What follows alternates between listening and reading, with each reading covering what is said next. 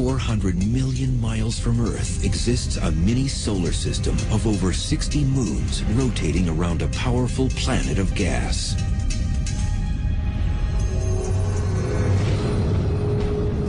Its flowing colors and spots hold strange beauty, but contain violent storms and jet streams. Could this big, bright ball of weather have been the Star of Bethlehem? Could one of its moons harbor life beneath its icy crust? We expect that branches of life will exist on Europa, just simply because water is the key feature. I want to go ice fishing on Europa. Cut a hole, put a submersible, look around, see if anything swims up to the camera lens and licks the camera. That's what I want to do.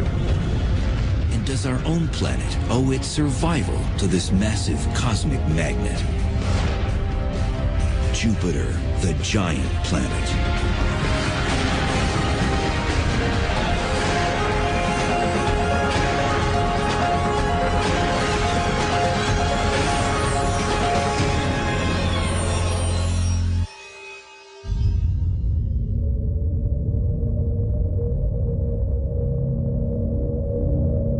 Jupiter is 500 million miles from the Sun, a giant sphere of intrigue. This churning ball of gas may look like an artist's rendering, but it's the real thing. Jupiter has the most exotic weather patterns we've ever seen in the solar system. Jupiter is 84% hydrogen and almost 14% helium, the two lightest and most abundant elements in the universe, rolled into a mammoth mass.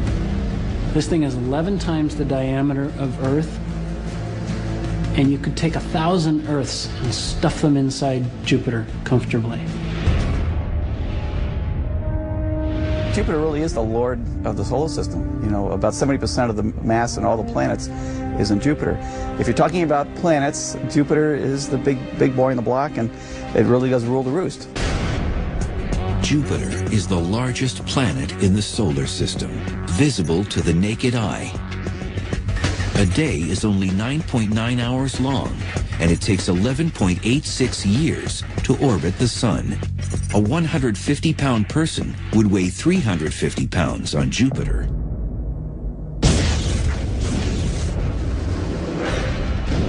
There are thunderclouds made of ammonia, sulfur, and water. Exploring Jupiter would be NASA's most daring mission to date. It's a hostile place with temperature extremes from frigid to fiery. Its electromagnetic radiation is intense.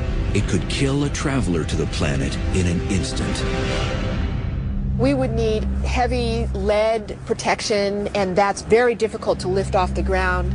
So we have some difficult engineering challenges to actually bring human beings to the planet Jupiter. A landing on Jupiter is not going to happen. Jupiter itself is a very gassy planet. It's made of gas, so you would not have a solid surface on which to land and walk around. You would just keep descending through the clouds and then be eventually crushed by the pressure of Jupiter's atmosphere. That make a human trip to Jupiter quite a challenge. But what if we could go there? Dr. Andrew Ingersoll is an authority on the planet. He takes us for a ride. You need a special kind of balloon because Jupiter's atmosphere is hydrogen. Hydrogen is the lightest gas. A helium balloon would sink. So the only thing that'll float in a cold hydrogen atmosphere is hot hydrogen. And so you need a hot air hydrogen balloon. For the past 10 years, NASA has been developing ultra-long duration balloons for robotic exploration. And as we all know, heating hydrogen is a tricky thing.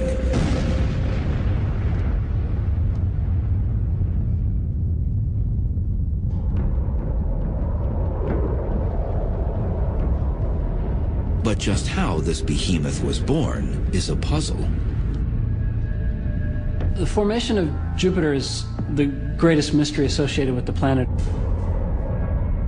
Some believe Jupiter may have been a failed star. Like the Sun, it had the right ingredients, hydrogen and helium, but not enough mass to create the internal pressure and temperature necessary to have nuclear fusion. So it became a planet instead. The thought is that there was this cloud in the galaxy that had the same composition as the Sun. And it collapsed under its own gravity, and some stuff was left behind, and that stuff became the planets. And the majority of that stuff became Jupiter, and the rest of course, went into the Sun, and then there were a couple little tiny leftovers like Earth. Jupiter's spinning gases attracted like elements, and over time grew bigger and bigger in the process. Almost like an oyster creating layers around a grain of sand to make a pearl. What gases and solids Jupiter didn't ingest, it spat out into space. So Jupiter is like your big brother in the schoolyard, protecting you from bullies that might wreak havoc on your existence.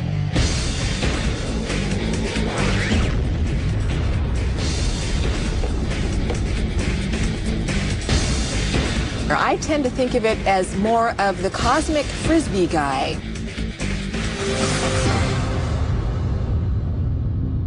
It's grabbing things out of space, and it's also tossing them back out.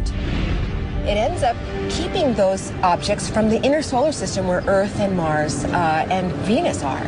By cleaning some of the debris up, kicking some of it out, shooting some of it into the Sun, where it'd be lost forever, Jupiter cleaned out a path that the other planets could exist in some sort of peace. So dominant is this frisbee phenomenon, Earth may owe its very existence to Jupiter.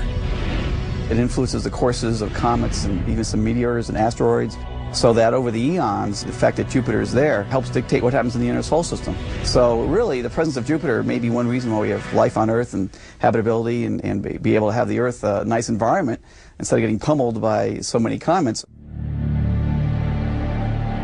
There is no greater proof of Jupiter's power play than what happened during a 7-day period in July of 1994. A comet called Shoemaker-Levy 9 barreled toward Jupiter.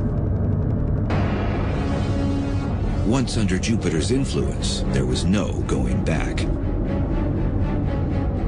A missile was on a crash course with a ball of gas. Jupiter's gravitational pull was so great that it broke the comet into small pieces that came in one at a time.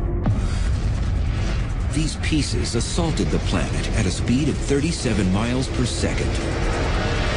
When you have a missile going at supersonic speeds, you get a shock. You can see sort of clouds of material being jetted up from beneath where it landed. One of the fireballs generated by the collision with Jupiter's atmosphere flared 1,800 miles into space.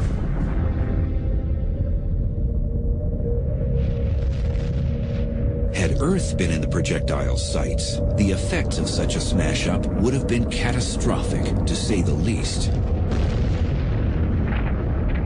Similar to the event that wiped out the dinosaurs.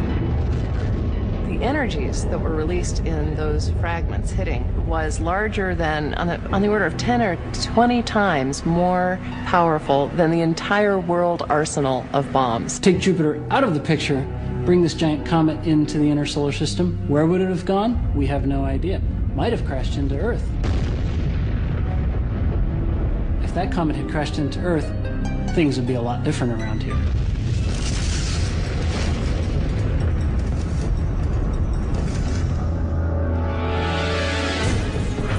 The experts believe that comet strikes on Jupiter may be 8,000 times more frequent than those on Earth, thanks to the Frisbee effect.